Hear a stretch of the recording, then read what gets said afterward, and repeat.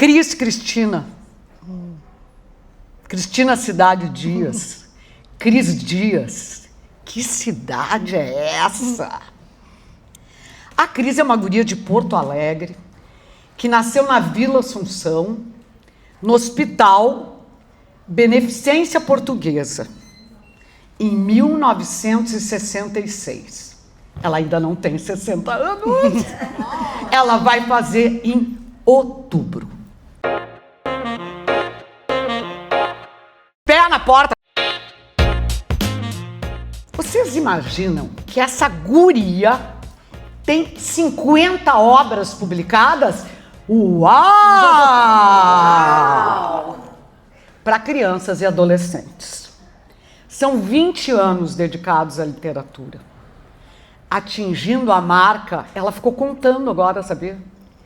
500 mil exemplares vendidos. Guinness Book, né, gente? Vamos lá. 500 mil exemplares vendidos. Eu entendi.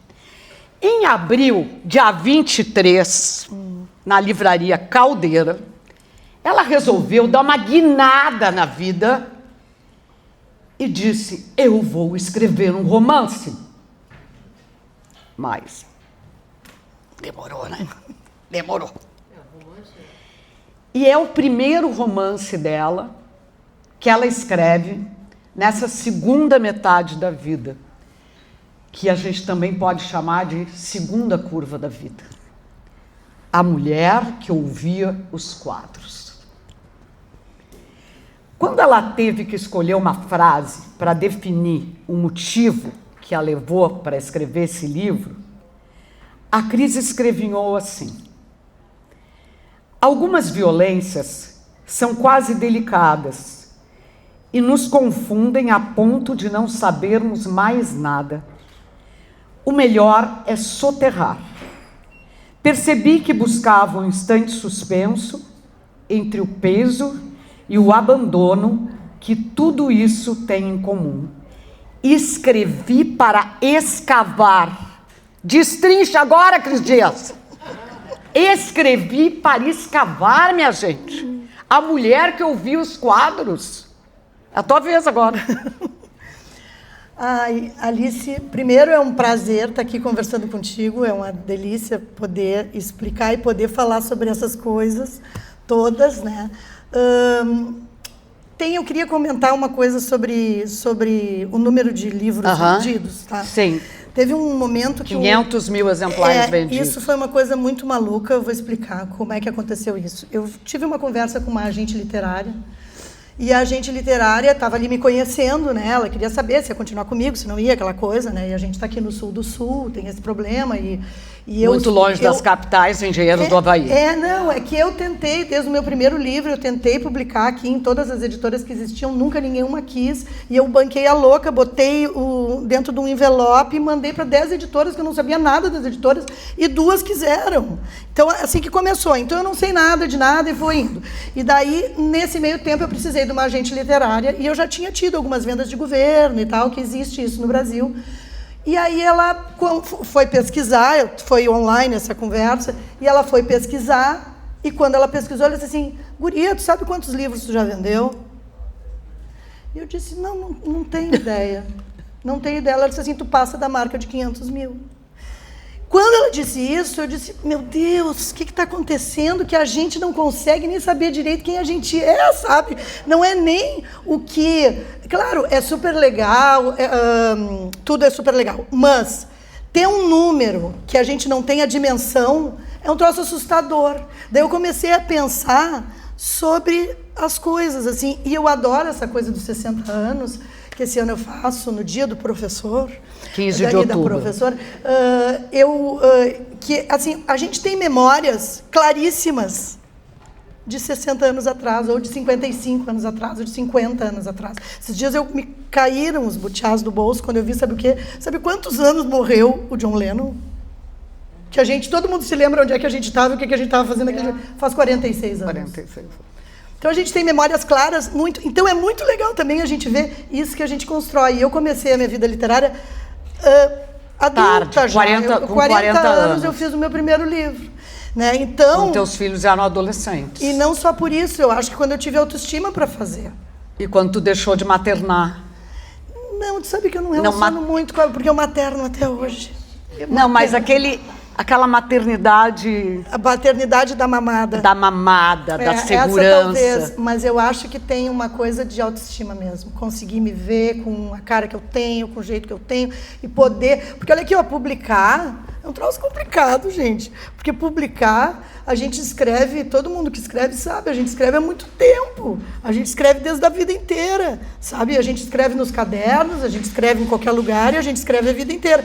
Tu pegar um texto e dizer, esse texto eu quero que o outro leia... E a outra coisa, este texto está pronto, né, Cíntia Moscovitch? É um horror, Esse texto não está pronto. Isso que ela leu agora é muito terrível. Porque e agora tu não enrola, porque tu vai responder a pergunta que eu fiz. Tá.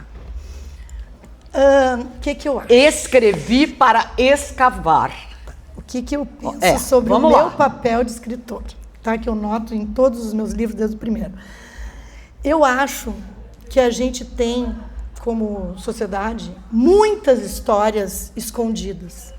Muitas histórias que não estão em livro nenhum. Assim, quando eu comecei a me aproximar um pouco da produção, da história da escravidão no Brasil, sabe? Que, assim, ó, que tem uma história de uma população imensa que nunca pôde ser escrita, sabe? Então, imagina o que tem de histórias escondidas aí no meio disso tudo, sabe? E eu penso que eu sou uma escritora dentro do meu lugar de fala, assim, que procuro essas histórias. Então, escavar é, de certa maneira... Sabe agora, durante a enchente de 24, no aguaceiro, fez aparecer a ossada de um dinossauro. Isso. A ossada que, se não fosse o aguaceiro, nunca ninguém ia chegar na ossada do dinossauro na região das 4 colônias, ali em Santa Maria. E apareceu uma ossada, porque foi escavada. Foi escavada pelo tempo, pela vida e pela chuva. E... às vezes a gente tem que escavar e tem história que não acaba. A gente tem que escavar. E as histórias, eu digo, não precisa nem... Claro que a gente tem uma imaginação, a gente tem tudo isso, mas o que a gente tem são histórias. E tu foi escavar esse romance na Espanha? Eu fui escavar esse romance na Espanha. Porque o que aconteceu com essa história? Tem gente que está aqui que leu, né, já. Daí, o que aconteceu com essa história? Vocês sabiam aonde foi parar o primeiro ouro que saiu do México? Primeira vez, o Cortés chega aqui, diz assim, vou levar este ouro. Achei bonitinho, vou levar. Roubar. Não, mas a narrativa é outra. Daí eu vou levar. Você sabe onde é que foi parar esse ouro?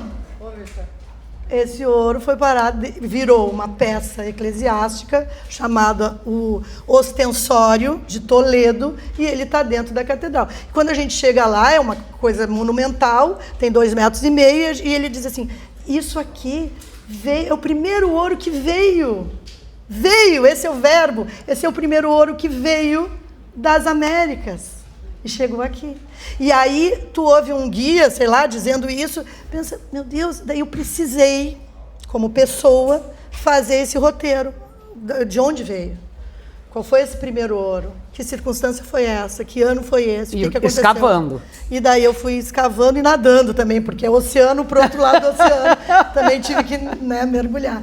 E aí eu chego nessa história, porque é um ouro que foi retirado de uma montanha, que assim que os astecas chamavam as pirâmides deles, de uma montanha asteca. E a gente sabe exatamente que a gente ainda não pode ver o livro, porque ele só vai ser lançado dia 23. Sim. Certo? Mas quem estiver assistindo este programa... Pode depois, ir lá dia 23. Não, vai ter a capinha do livro para ser comprada. Entendeu? Porque este programa está sendo gravado. E dá para inserir a capa. Eu queria que tu falasse um pouquinho mais sobre o livro, assim. E aí tu vai lá para Toledo e tal. Ele tem alguma coisa policial? Tem uma coisa policial, né? Tem. Tem uma coisa policial. Porque, na verdade, essa personagem que se chama Clarissa, em homenagem à Clarissa mesmo, ao Érico, ela chega lá e ela é colocada dentro de uma trama uma trama que é policial. Ela vai presa, ela começa o roteiro, o livro, falando da prisão. Ela conta essa história e ela está presa. Mas eu não posso falar mais, porque eu já nem sei o que é spoiler. Não, é porque...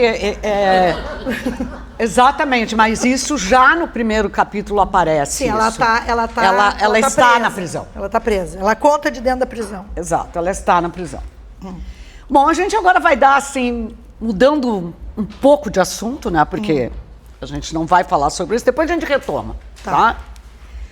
A Cris é idealizadora da Combina, que muitas pessoas já ouviram falar, porque ela já viajou todo o Rio Grande do Sul e já viajou para o Uruguai, gente. Assim, não é pouca coisa essa Combina. Ela é um ponto cultural itinerante, né? E eu acho que a Cris é uma encantadora de palavras. Ela é uma cuidadora do brincar. Ela é uma cuidadora da memória. Ela é uma ativista da memória dos guris e das gurias. Ela é uma escrevedeira que faz mágica quando conta uma história. Quando escreve e quando conta. E deixa essas crianças com os olhos esbugalhados, feito bolinha de gude. E como é que é isso, Cris? Sabe, eu não me considero uma contadora de história. Eu sei. Eu não me considero uma contadora de história, eu me considero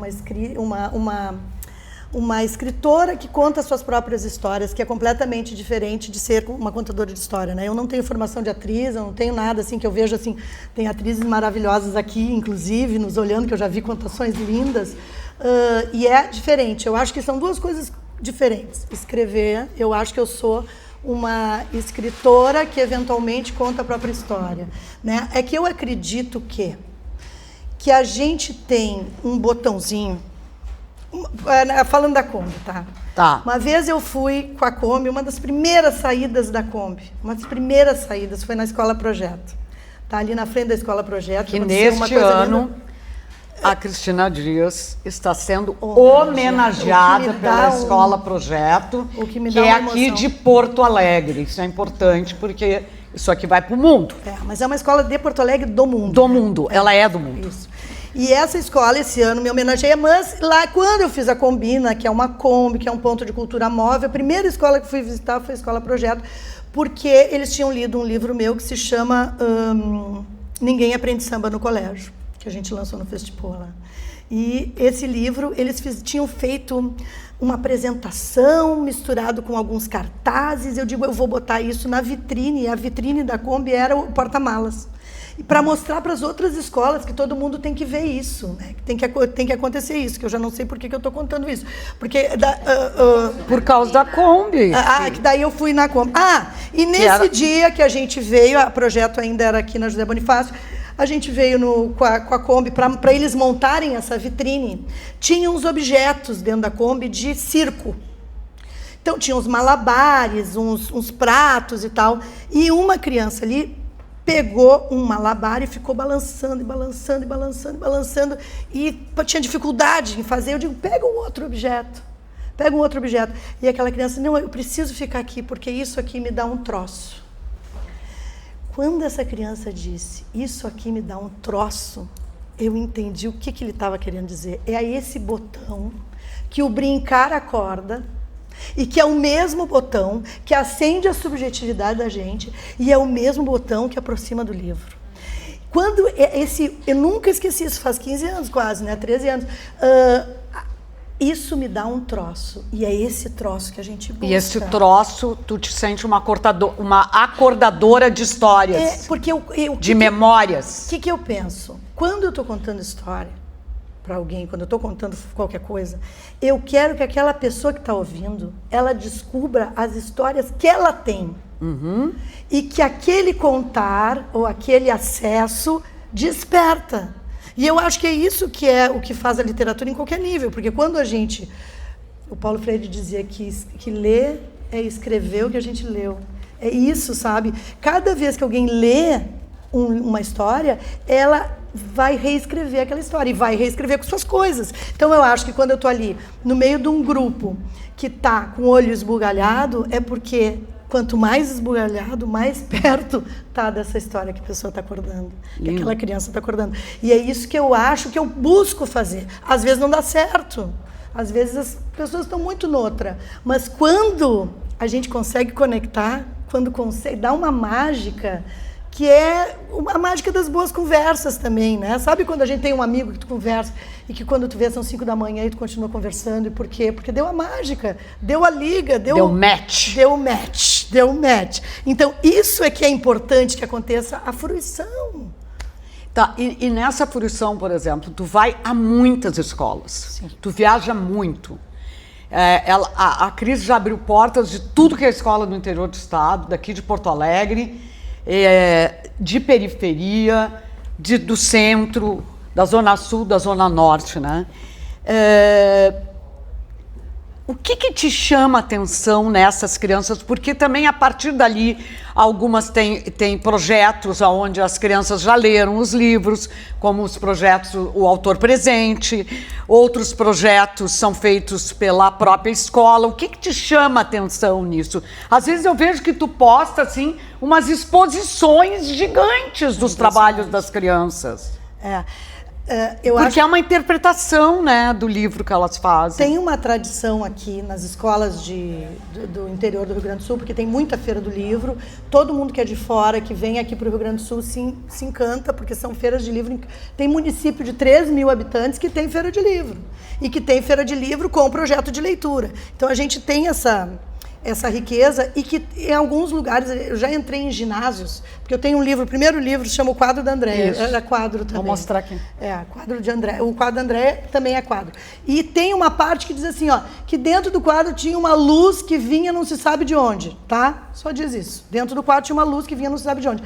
Uma vez eu entrei num ginásio, gente, numa cidade que se chama Presidente Lucena, que é uma cidade que tem pouquíssimos habitantes, e eles tinham feito um concurso de onde teria vindo a luz que não se sabe de onde.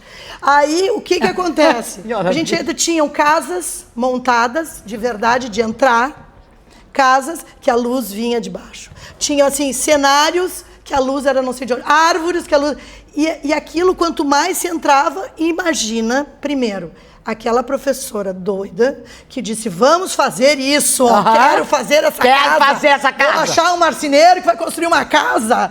E para botar 30 crianças dentro, com a luz que vem, não sai de onde e tal. E tinha uma que pisava e a luz acendia. Era uma coisa. Então, eu penso, isso que é. Daí eu acho que o livro, ele primeiro está no mundo, depois está na minha cabeça, depois vem para o livro, e depois sai e vira essas coisas maravilhosas. Sim. Então, tem isso que é muito lindo, que daí é um projeto de leitura que virou um objeto. Isso é uma coisa que virou uma interpretação, que virou um objeto. Agora, tem momentos que a gente encontra leitores, pré-leitores, que ainda não tiveram acesso ao livro. E que aí eu tenho a missão de dizer, olha, aqui tem uma história que pode te interessar. Aqui tem uma ideia que pode ser legal. E aí é outro brilho no outro olho, né? É outro jeito de ver. As duas coisas são incríveis, sabe? As duas coisas são incríveis.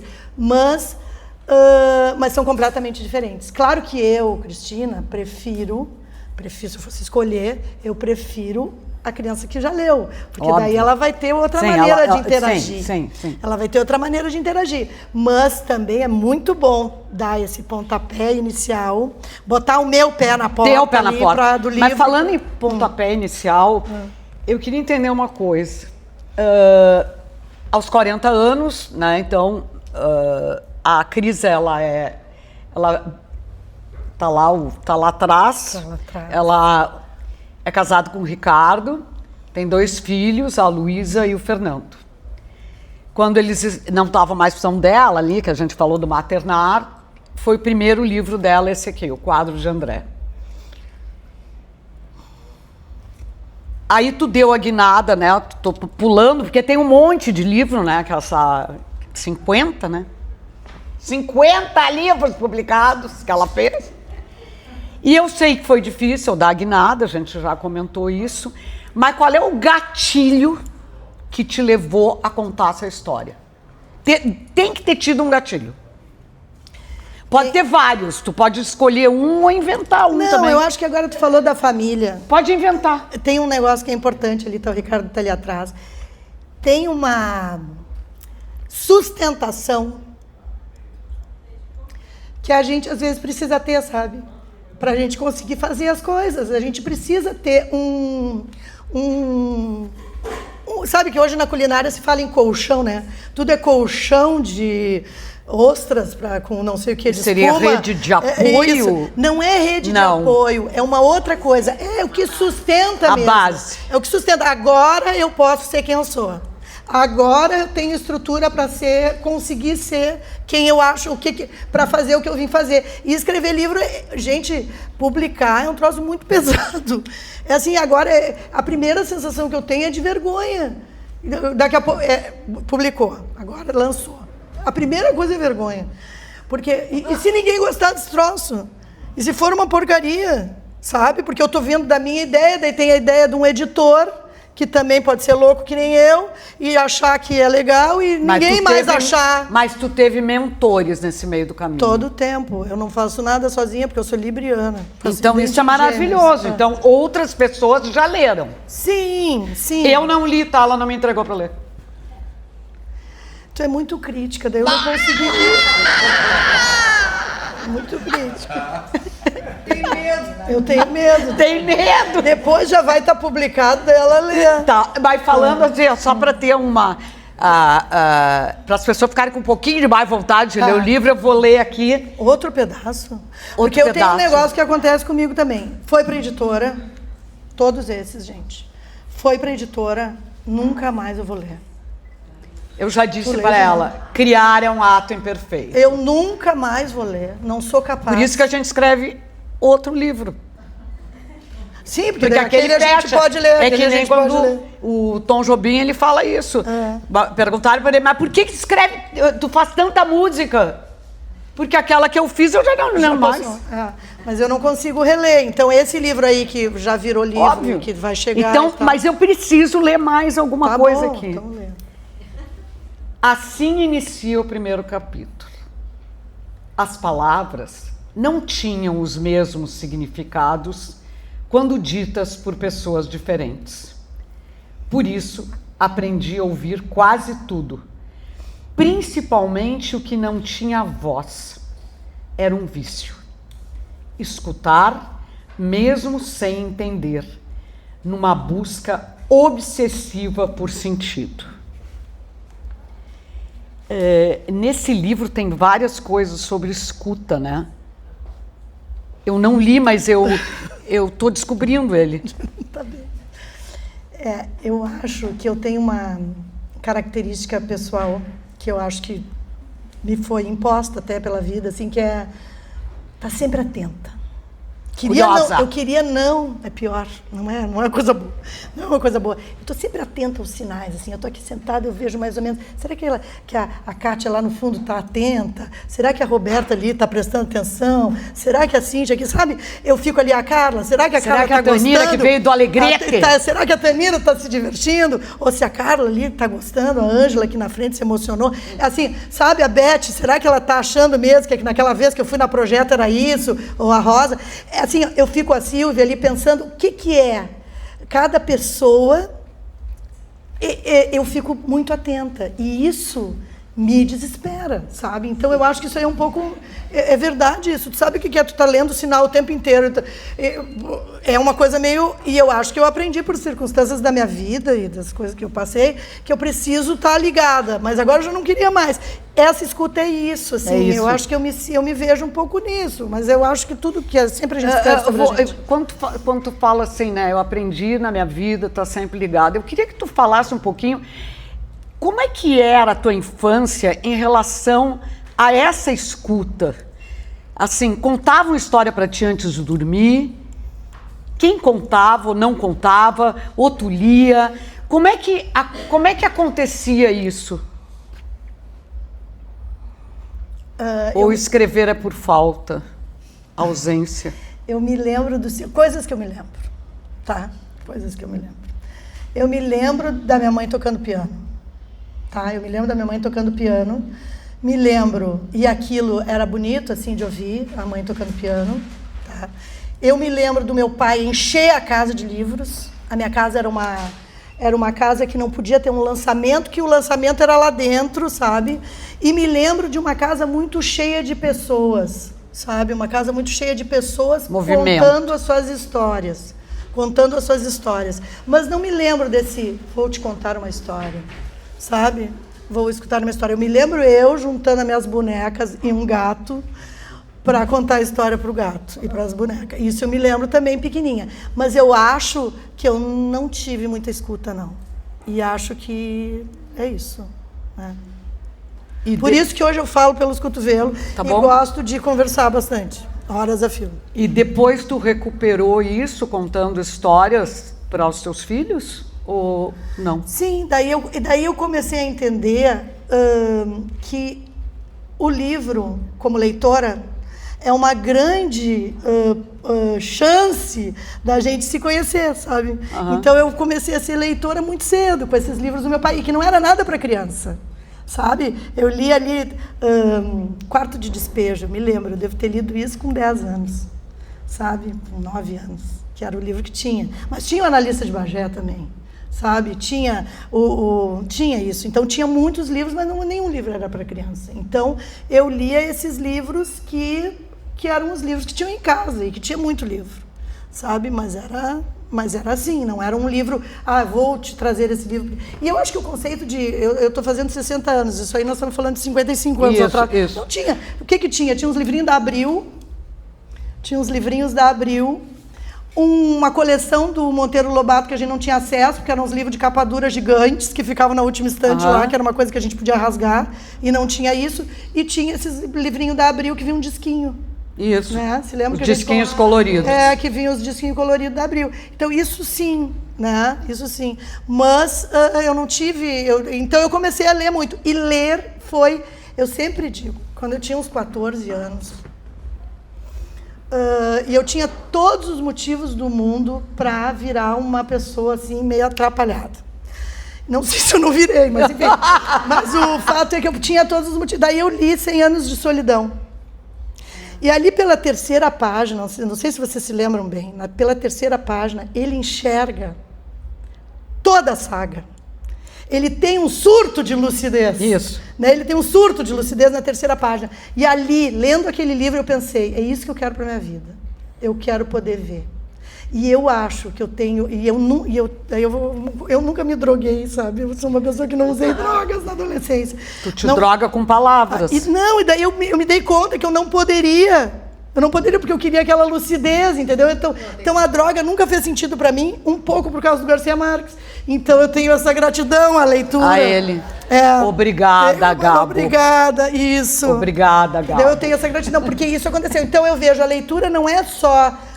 foi companhia, foi conselheira, foi um monte de outras coisas, sabe? Foi resolução, não é assim, eu sou leitora. Não, sou leitora não, eu fui salva pelos livros, a sensação que eu tenho é isso. Entendi. É isso aí. Eu queria só, pode ser assim, que eu esteja procurando um cabelo lá no ovo, né? Assim, primeiro livro, Quadro de Andréia. Último livro, romance, A Mulher que Ouvia os Quadros. É o mais recente. A Cris diz que nem todo o silêncio é vazio.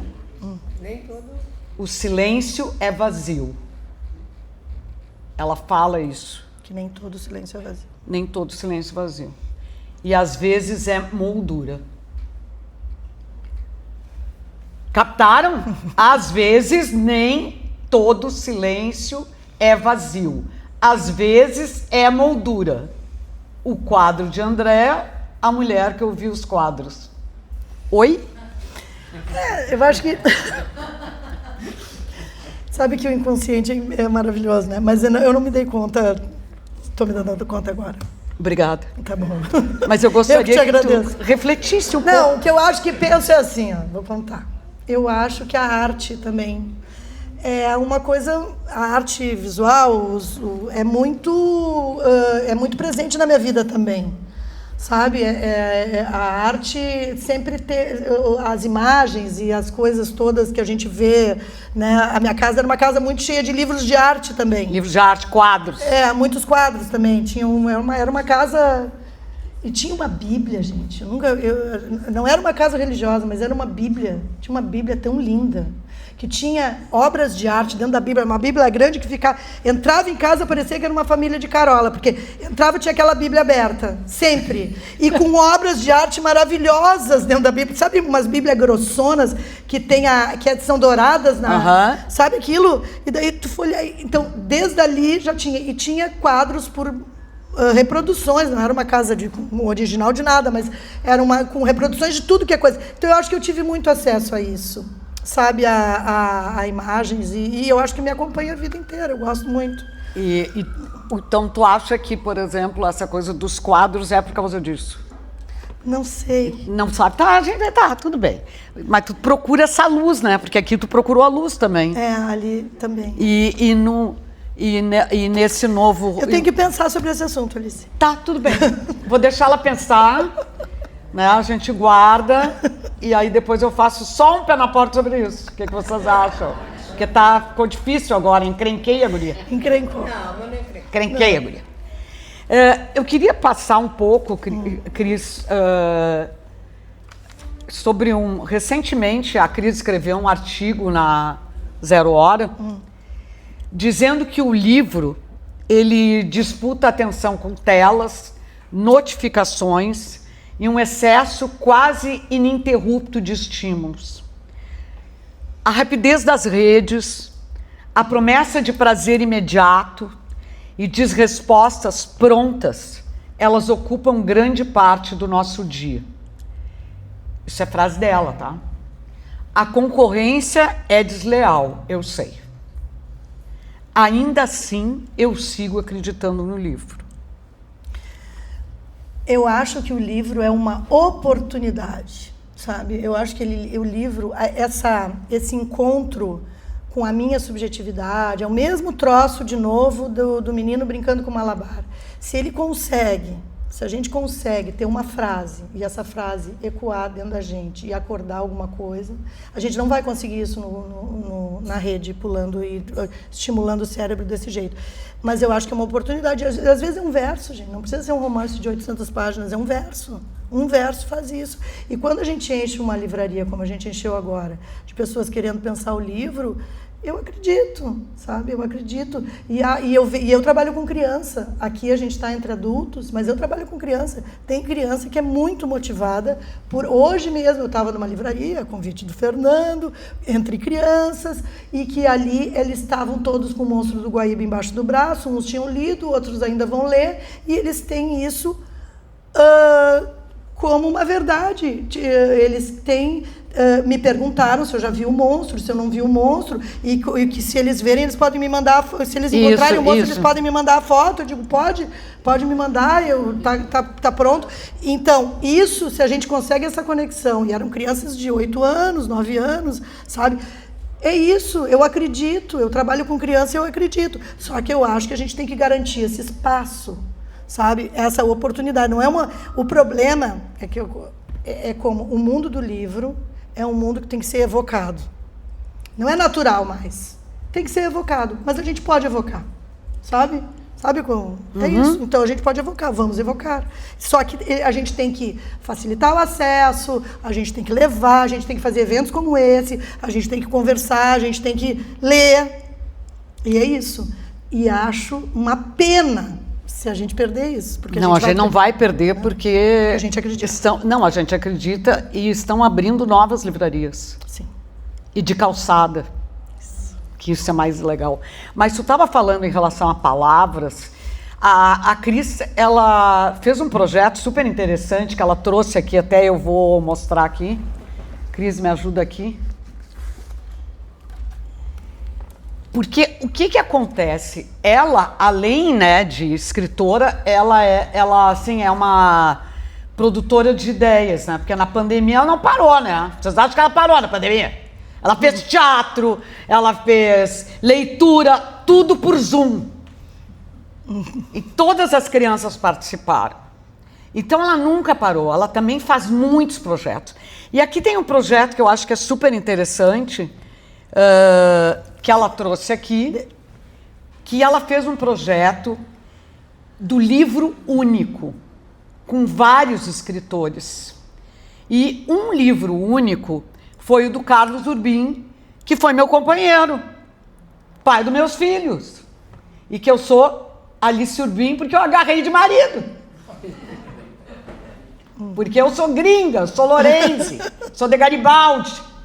E ele é de Santana do Livramento. Então, isso aqui eu acho que mostra alguma coisa, né, Cris?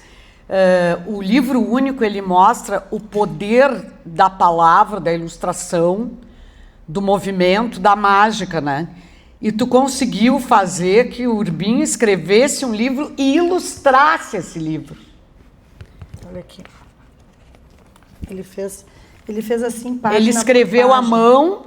Aqui é uma reprodução, porque a gente tem medo, né? Isso.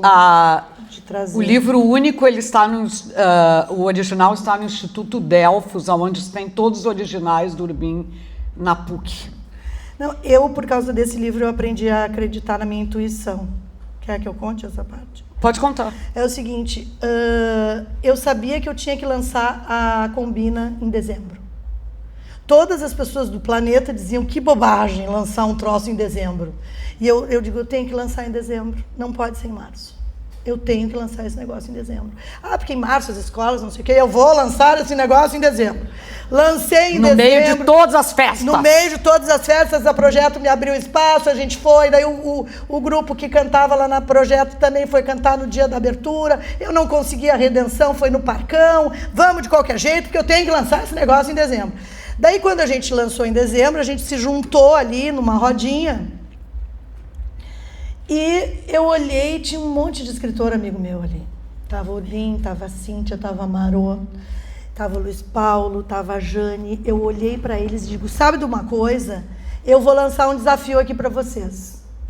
Escrevam uns livros que só vai ter um exemplar. Livros únicos, que só vai ter um. Não é um produto, que é para quando as crianças ou os adultos ou quem quer que seja sentarem, eles vão se lembrar que isso aqui não é para comprar, não é para vender, isso aqui é para ler. É sentar e ler, e não dá nem para levar, tu vai ter que ler aqui. Porque é livro único. E isso era 14 de dezembro, tá? 14 de dezembro. Daí veio o Natal. E na hora o Urbim estava na roda, ele dizia, eu vou fazer no meu caderninho japonês.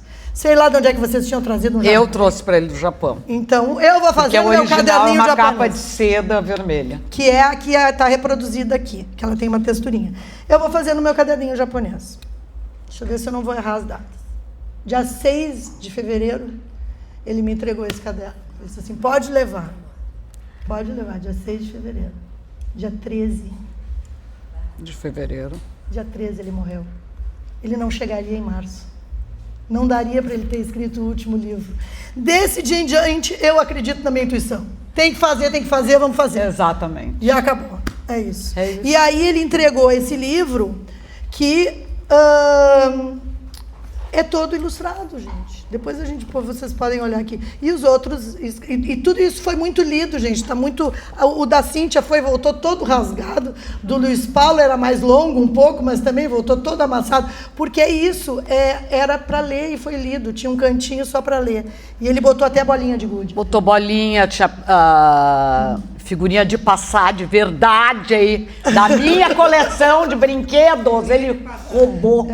Ele roubou. Minhas figurinhas de passar de Mas verdade. ele te agradece no final. Sim. Ele me agradece no final pelos roubos. Te agradece. Agradeço a vovó Alice Urbim, que permitiu o assalto constante ao seu precioso acervo de colecionista.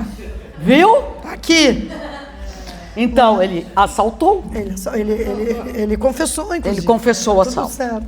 Então é isso. Bom, agora então nós já estamos indo para o encerramento. Pois é. Aí vocês não vão fazer aquela coisa que todo mundo faz. Me surpreendam, né, gente? Me surpreendam. Diz que acabou? Diz. Acabou. Eu tô surda, não ouvi. Não acabou. Não acabou. Aí então, eu agora eu vou encerrar e eu quero que tu fale um pouco. A gente já falou dessa coisa do livro, né, das telas, e eu queria que tu desse assim, um baita recado aos pais, aos professores, em termos assim, o que a gente tem que fazer para essas criançadas sair dessas telas, do celular, desses jogos. O que a gente tem que fazer? Eu acho que a gente tem que se lembrar que a gente tem um corpo. E que esse corpo, ele é vivo. E esse corpo se movimenta. E esse corpo fala. E esse corpo... sabe aquela expressão, tirar o corpo fora? Quando a gente fala tirar... a gente está vivendo uma sociedade que tirou o corpo fora. E a gente tem que se lembrar que o corpo está na jogada. E aí não é o dedo, não é o olho, é o corpo inteiro. E eu acho que professores que têm consciência disso, pais que têm consciência disso, é tridimensional. E daí o acesso vai ser outro. Por isso que o brincar é tão importante, por isso que o subjetivo, por isso que o troço, por isso que... Mas é trazer o corpo para o jogo de novo. E a gente perdeu isso. E a gente tem que trazer o corpo de volta. Então, gente, vamos trazer o corpo de novo para melhorar esse mundo, né, Cris? Porque a Cris, ela é uma transformadora. Tu é uma ativista do brincar. Tu acha? Tu acha? Não, eu tenho certeza. A mulher tem uma Kombi uma Kombi, e ela não teve só uma, ela teve 4 Kombis. Eu, inclusive, fui da frota. A gente fez um museu do brinquedo com as coleções dela, circulou um tempo, daí o que aconteceu? A Kombi era de 1962, ela própria era um museu. Daí ela pediu uma aposentadoria compulsória e parou. E teve a Kombi Carlos com K. A Carlos com K, que hoje está em Morro Reuter, porque a gente achou que durante esses anos todos, Carlos Urbim manda recados. Manda recados. E um desses é cansei. Eu vou provar para vocês como é que foi. Chamaram ele numa livraria queridíssima que tem em Bento Gonçalves, que se chama Dom Quixote. Isso. Dom Quixote disse assim, tu topa que a Kombi fique aqui comigo no mês, no aniversário da Dom Quixote? Topo. A Kombi subiu, Maurício subiu, ficou uma beleza. Aí aconteceu um negócio. Na hora de acabar, eu disse, motorista, que é o Valton, sobe lá e traz a Kombi de volta. A Kombi estragou e não queria sair de Bento. A Kombi não queria sair de Bento. Contratamos um guincho para trazer a Kombi. Daí eu disse, Carla Chamorro, na época eu tinha prometido isso para ela. Carla, eu sei que a Kombi vai ficar contigo agora. Ela era prefeita de Morro Reuter na época. Eu sei, mas ela estragou. Então ela vai chegar aí num guincho.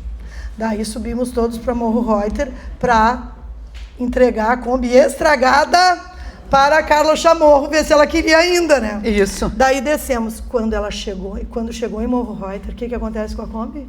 Pega fogo? Funciona! A Kombi funcionou em Morro Reuter. Girou a chave, chegou, cantou. Urbim tem um livro, né? A ABC de Morro Reuter. E nunca mais estragou. Daí ela ficou sendo do acervo da Biblioteca Pública enquanto Carla foi prefeita. Quando a Carla terminou, eu disse, agora já era, agora acabou a gestão da Carla, e daí a gente levou a Kombi, e onde ela está hoje, visitável, inclusive Caminho das Serpentes, de Cláudia Sperbi. Está ali em cima. Junto com a Biblioteca Carlos Urbim. E a dentro tá do Caminho das Serpentes. Disponível para quem quiser visitar. Está funcionando a Kombi? E ela agora funciona em Morro Reuter. Não, funciona parada, né? Não, agora ela está parada. Ela só abre porta. Ela pode andar se quiser, mas ela está parada. Né? Então é isso. Então essa Kombi está... essa Kombi está ali. A outra está num eterno... Como é que é, Ricardo? Eterna restauração. A Kombi Alice. E a Kombi... Daí teve uma Kombi Coringa. Isso. A Kombi Coringa. Tudo com K de Coringa. Daí tudo. E a Kombi Coringa, essa passou, o projeto terminou. E a Combina segue. Dia 25 de abril estaremos no piquenique da Escola Projeto. Muito bem.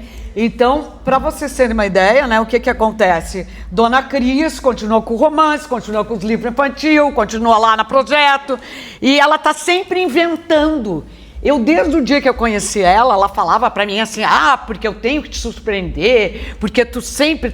Ninguém surpreende ali Surubim. Só que ninguém surpreende. É que Cris Dias, essa mulher que tem a cidade no corpo, ela não para. Eu acho que ela é ligada meio no 220, eu não sei o que ela faz. TDAH, sei eu, ela tá sempre aqui e sempre inventando. Isso que eu acho mais lindo da Cris. É a minha amiga que mais inventa. E aí ela diz, será que tu topa fazer tal coisa? Né? Então eu acho que é legal, e ela tem esses parceiros aí que trabalham com ela há 10 anos lá na Kombi. Maurício está há 10 anos na Kombi. O Maurício começou... que é o educador, né? Que é o brincador social, e educador. Além disso, se descobriu compositor, então hoje a Kombi tem composições próprias que o Maurício e o Mateu Correia estão realizando. A gente já tem um EP, sabia que agora se chama EP? Não é mais CD. Não, é EP. Lá no Spotify tem EP, podem procurar Projeto Combina com K, vocês vão achar as canções deles. Falando em Spotify também, só para avisar que o Pé na Porta, ele também está no Spotify. É verdade. Né? Então, muito bem. Aqui Fernando é um grande... incentivador e fã. Ouvinte do Spotify, ele viaja e... A gente pode pegar o carro e ouvir. Exatamente. Isso foi bom. Porque daí, assim, ver as risadas das duas, essas coisas, né? Então, eu queria agradecer para vocês que esse Pé na Porta com plateia foi maravilhoso! E agora, vamos às perguntas! Meus amigos... Quem quer fazer pergunta? Eu queria perguntar, Cris, se, já que tu falou naquela coisa de ler livros da biblioteca do teu pai, que não eram infantis, eu me lembrei de uma questão que às vezes aparece na escola, né? Que é aquela coisa difícil de querer que tenha idade para tudo, né? Esse livro é de 2 a 3 anos, esse outro é para não sei o quê. E às vezes isso restringe um pouco o próprio acesso, assim, né? E às vezes as famílias se preocupam muito com esses parâmetros, assim, que, por um lado, né, tem algum sentido, sei lá, em termos da próprio desenvolvimento cognitivo das crianças e socioemocional, enfim, mas também pode ser uma coisa muito chata, né, muito restritiva. Então eu queria que tu falasse um pouco sobre isso, né, sobre essa ideia. Obrigada, Beth. Olha só, aconteceu comigo uma curiosidade uma vez. Eu tenho um livro que se chama Albertina Vaca Estradeira, tá? A Albertina, uma vez um menino, numa conversa que eu tive, disse assim, tu escreve literatura para criança e infantil? Eu disse, escrevo literatura infantil. E só para criança? Eu digo, sim, só para criança. E ele disse, tô com um problema agora. Eu digo, qual é o teu problema? A minha avó queria ler esse livro. E ela não é criança. Tô com problema agora. E daí eu digo, daí eu comecei a pensar que a gente tem, que é o contrário da questão, né? Que é o contrário. Que eu não faço mais, eu não falo mais que eu faço livro para criança. Eu faço livro para infância, seja a idade que for. E eu acho que em escola, especialmente, a escolha do livro dentro da escola, tem professores que fazem projetos tão sensacionais com livros que, sei lá, eu acharia que eu não pensei numa criança daquela idade para fazer. Quando eu estava... É que eu não tenho muito isso, eu não penso na criança como receptora, eu penso na história, sabe? E que tem projetos tão legais que as pessoas fazem que eu acho que acorrenta tu dizer, olha, se tu tem 5, tu já não pode ler esse livro, tu tem 8, tu ainda não pode ler aquele. Classificação etária, né? Eu acho que reduz demais. Claro que tem alguns temas que que a gente tem que ter um pouquinho de cuidado, assim. Eu acho que tem alguns temas que tem que ter algum cuidado. Mas eu li Carolina de Jesus. Eu fico pensando, será que a minha vida teria sido melhor se eu não tivesse lido com 12 anos Carolina de Jesus? Não sei te dizer. Será que eu teria tido mais esperança na vida se eu não tivesse lido o Quarto de Despejo com essa idade? Não sei. Mas também, para que esperança na vida para sempre? Porque as coisas... né? Eu não sei. Então, eu acho que é um pouco... Dentro da escola, o projeto quem define é o professor fazendo o projeto. A Ângela está aqui, já vi projetos com criança de 2 anos que ela fez do Iberê. Já vi isso acontecer. É o projeto. É o projeto e o que o livro conduz essa ideia. A gente não pode pedagogizar demais, né? Que daí é outro problema. Mas eu acho que não tem isso. E eu sou a favor de não ter faixa etária definida, sabe? É isso que eu penso. Não sei Importante. se... Eu penso isso, que não... Legal. Depende do projeto. Ângela, quer fazer uma pergunta? Eu não quero fazer uma pergunta. Eu quero compartilhar, né, uma experiência minha em relação a isso de faixa etária. Tem um livro teu, Cris, que eu adoro, que é O Armário do João de Barro. Muitas vezes trabalhei como professora dos projetos literários. E esse livro, nesse meu momento de vida, eu saí, né, de uma casa grande, fui morar num apartamento pequeno. Minha casa ficou quase como a casa do João de Barro, bem pequenininha. E nessa transição de levar coisas para minha casa e de revisitar algumas memórias, encontrei muitas cartinhas, muitas coisas dos meus filhos guardadas, como o armário do João de Barro. Guarda. Né, a carta de menina. E eu revisitei essa história e fiquei pensando, né, por que eu sempre gostei tanto dessa história. Então talvez sejam sinais também, sinais do universo, né? Então o livro não tem idade. O livro tem que tocar a gente. E esse teu livro sempre me tocou profundamente. Ai, coisa boa. Obrigada por ter feito ele. Adorei. Tu vê, isso é o caso da avó que leu.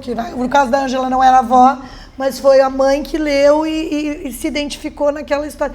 Eu acho que é assim. É bonito, sabe? Eu acho que graça teria se a gente não se emocionasse com as coisas. A arte está aí para isso, gente. Para a gente se lembrar que a gente tem que se emocionar, sabe? Que não dá para passar assim.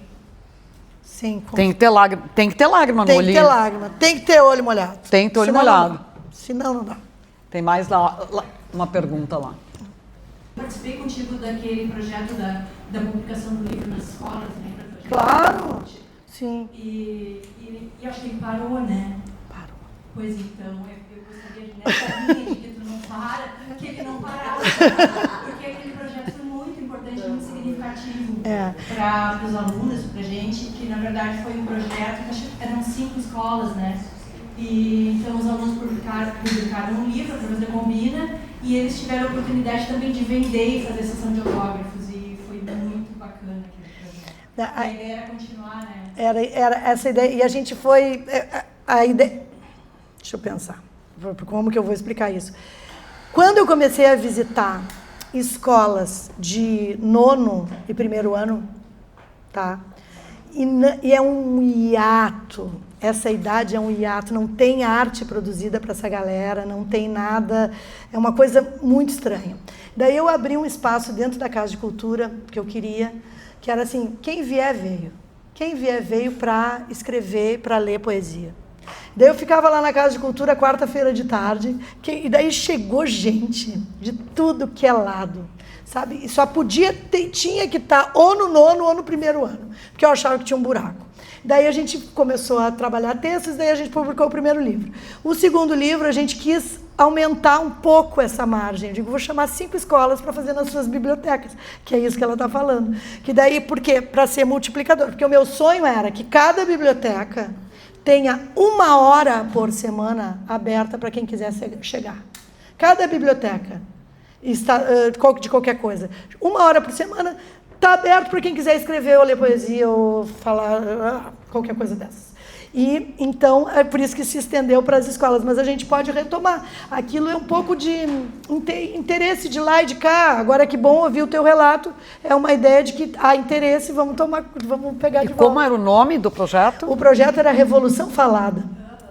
E o nome do livro foi A Gente que Lute. A Gente que Lute, o livro das escolas. O primeiro era Dos que Ficaram, que daí teve um momento que tinha muito... Quando a gente começou a burilar o texto e a exigir um pouquinho mais, uns foram embora, porque tinha um pouco de preguiça disso, e daí o livro eles chamaram de Dos que Ficaram, e o segundo foi A Gente que Lute. Revolução Falada, é que Revolução Falada saiu de um poema que um dos meninos fez no primeiro grupo, que ele dizia lá pelas tantas no texto, que era assim, muito mais do que uma revolução armada, o que a gente precisa é de uma revolução falada. A gente achou que era um bom nome para o projeto. Baita nome.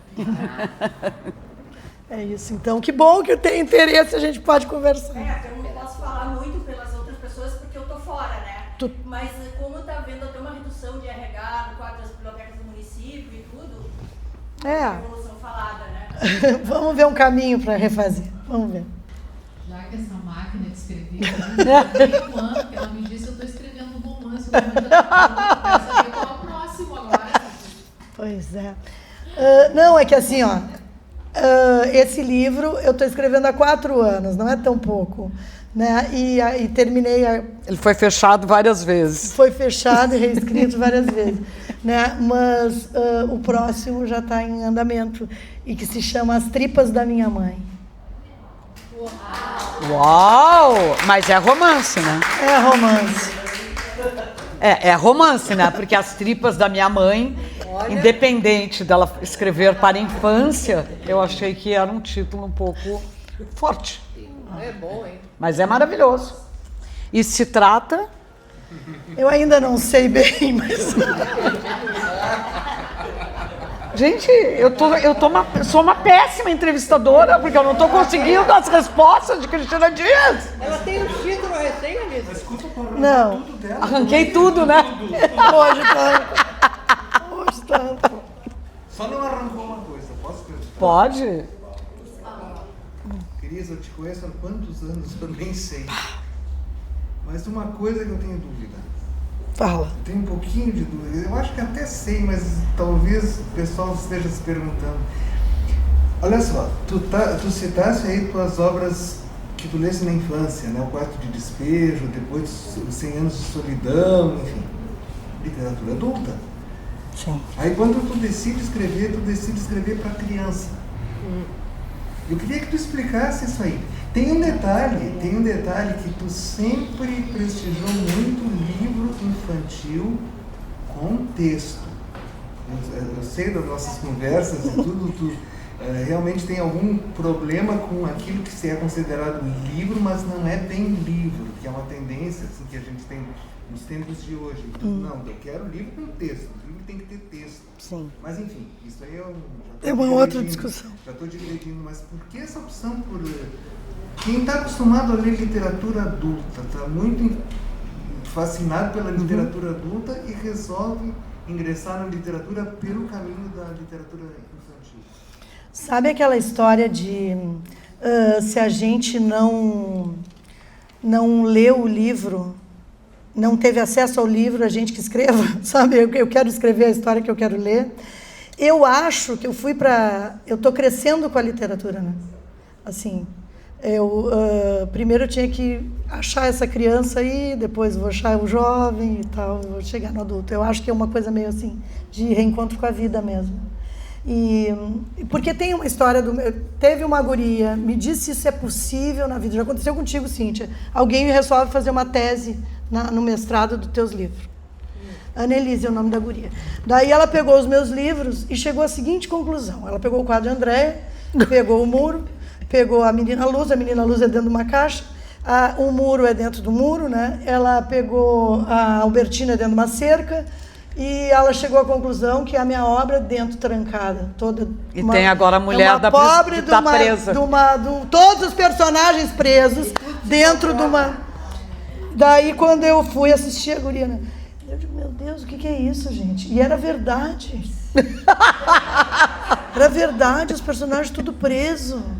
E daí eu comecei a me libertar. O meu mais Não, tu recente... não te libertou, porque sim, o graças romance, a mulher começa na prisão. Coitada, mas ela se Em solta, 4 né? paredes. Não posso falar. Mas, olha, assim, o que acontece? A Clarice? A mais nova... Meu Deus. O que Clarice? A Clarissa. Começa trancada, coitadinha da guria. Começa. Tu tranca-fia aquele com a guria. Olha como a psicanálise é uma coisa maravilhosa. O inconsciente é sensacional. Mãe botou as tripas pra fora. É, você Abriu a mãe e botou assim não, pra fora. Não, é outro livro. Tá. Daí, não, é que assim, ó, o mais recente livro que eu fiz infantil, para contradizer a Annelise, que eu já não... Livre, assim. Se chama O Que Te Faz Voar. Exato. Já é alguma coisa. Mas o coitado é um pinguim que descobre que ele quer voar e não consegue. Eu tô achando... Essa natureza dele, meu Deus. Daqui um pouquinho. Ah, Esse aqui, ó. O que te faz voar. eu adoro essa coisa do que a gente não tem controle, sabe? Que as coisas que acontecem dentro da cabeça da gente. Porque tem uma história no quadro, na Mulher que Eu Vi os Quadro de Quadros. André.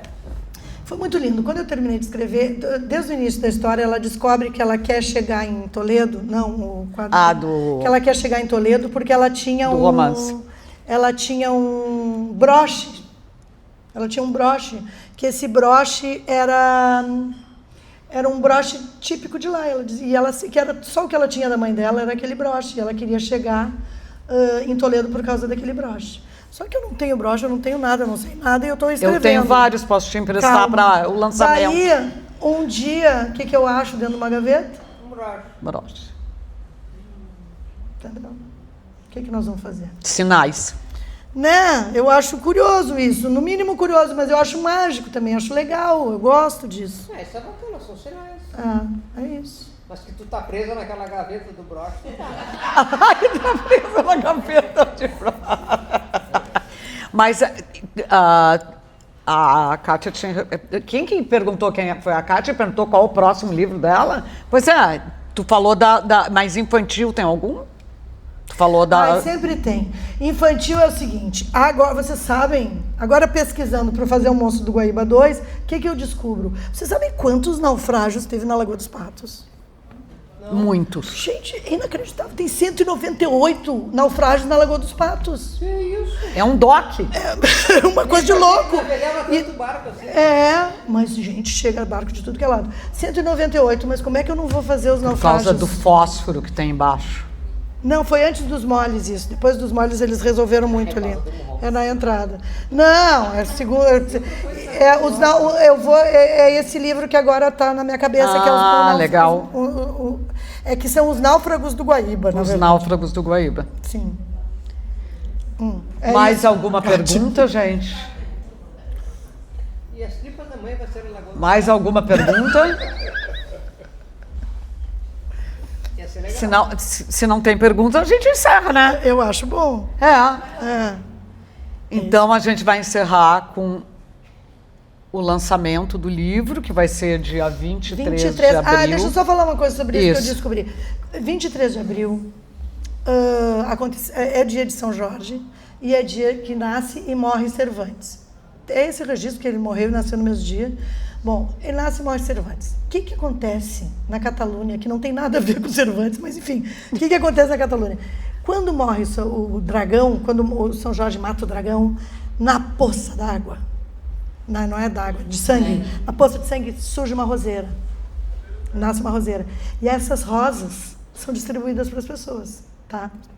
Então, no dia 23 de abril, se distribuem rosas por toda Barcelona em troca de livros. Não é a coisa mais linda? É a coisa mais linda isso. E daí, quando eu escolhi o 23, eu não escolhi por isso. Eu escolhi o 23 porque era o dia que tinha na clareira. Daí eu fui pesquisar o livro. Chega dia 10 da gráfica, até dia 23 dá tempo de fazer, tranquilo. Sinais! Daí, quando eu fui ver o que acontecia dia 23... Gente, tudo Maravilha. isso acontece dia 23, é maravilhoso, né? Então, no dia 23... Receberemos rosas dia 23? Quem sabe? Receberemos rosas dia 23? Nascimento de Shakespeare. Shakespeare também. Mas é que eu acho que é por causa desses nascimentos, imagina. Então é isso, eu achei que é uma coisa, foi uma coincidência bem mágica. Muito lindo. Achei legal. Eu acredito. Então, todos na Livraria Caldeira, dia 23. Isso, acho E bom. depois esse livro vem aqui para Paralelo 30 Vem, nós também, vamos fazer né? um bate-papo Porque vai aqui. ter um bate-papo aqui, né? Vai ter um lançamento, né? Acho justo. Então, parabéns para a plateia. Muito obrigada. Parabéns para a Cristina Dias.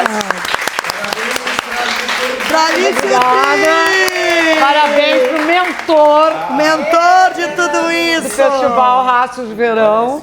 Tu diz que a Cris inventa coisa. Mas, Esse inventa, né? bah, Aliás, são 3, né? E obrigada, Paralelo 30, sim, por a gente poder estar aqui.